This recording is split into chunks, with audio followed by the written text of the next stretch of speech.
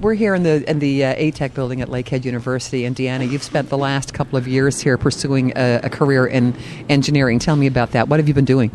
I'm a fourth-year student in chemical engineering here at Lakehead University, and I was an engineering technologist in Alberta. Graduated from the Southern Alberta Institute of Technology in 2000 and worked in the oil and gas industry for 8 years, and decided to take advantage of the unique transition program that Lakehead has for technologists, which enables us to come here and after a summer transition program enter into third year. Okay, so I'll ask you, how many women are in your program? I think in engineering in total we have about 70 women out of 700. Why is that? Why are the women in engineering seem not quite yet to mix? I think it's something that really needs to begin at a younger age. I know when I was in high school it wasn't promoted as a feasible option. And I'm not sure if there's a disparity between the courses that they are actually encouraged to take at a high school level. Maybe by the time they get to the university level, they don't have the prerequisites. I think it needs to be promoted more. So that's part of what you're doing then. I mean, you're doing something called cyber mentoring. Now, explain that for me. What is it all about?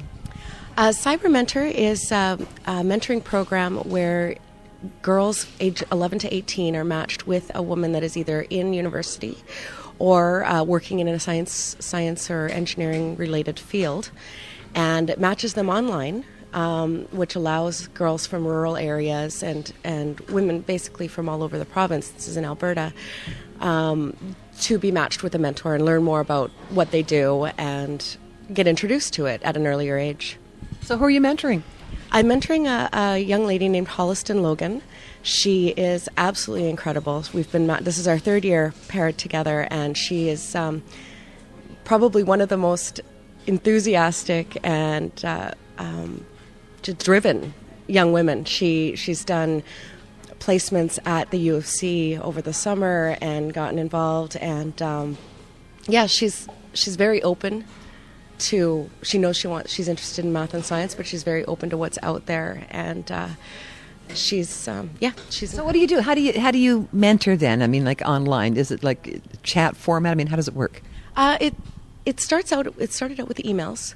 The program has recently revamped, and from Cyber Mentor spelled with an S to Cyber Mentor spelled with a C, and the web-based forum has a lot more to offer now than it did before.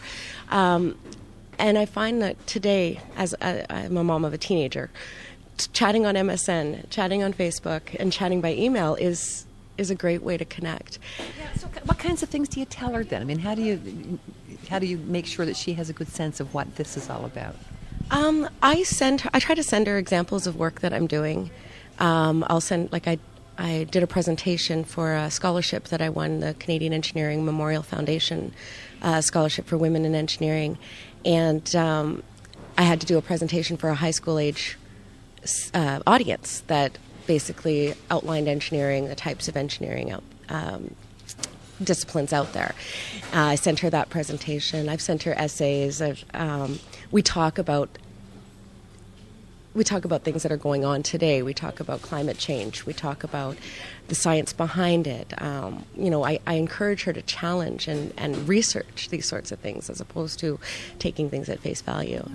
It's quite a commitment on your part, though. I mean, you're quite passionate about this. Very. I'm very passionate about it. I was a 22-year-old single mother when I decided to go back to school and go into engineering. And I think about, how things might have turned out if I had been encouraged and gone back to school at 17, 18, 19 and done that. I don't have any regrets. But I want to help somebody. It took me a long time to make that decision and to kind of research what was out there. And I knew I was good at math and science, and I didn't really know what that meant. Yeah, I can see that because okay, there I am. So now what do I do with this stuff that I'm good at, hey? Do I teach math and science?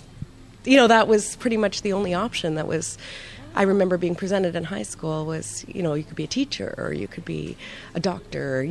I didn't really even know what an engineer did, let alone thinking about it as an option. I think what we need is an outreach to young women, where they can see normal people. You don't have to be a genius, and you don't have to be, you just have to be interested in it. You don't have to be a guy. Exactly. Seems to be the point of this, right? Yeah.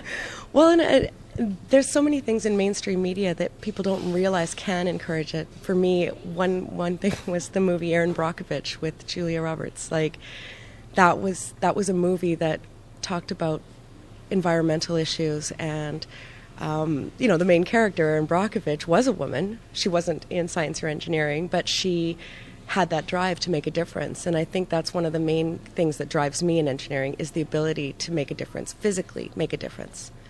And, whether it be in the environment, in water, air, oil and gas, anything like that, you have the ability to hands-on change something. You should be out at all the schools here in Thunder Bay. Have you talked to students here in Thunder Bay at all? I have given my presentation to the students at Dennis Franklin Cromartie last year. Was it last year or 2 years ago? And that's it so far, but I would love to. I think it's a matter of contacting them and seeing if they'd be interested. Good luck with this. Thank you so much for telling me about it. Thank you. I appreciate it. Thank you.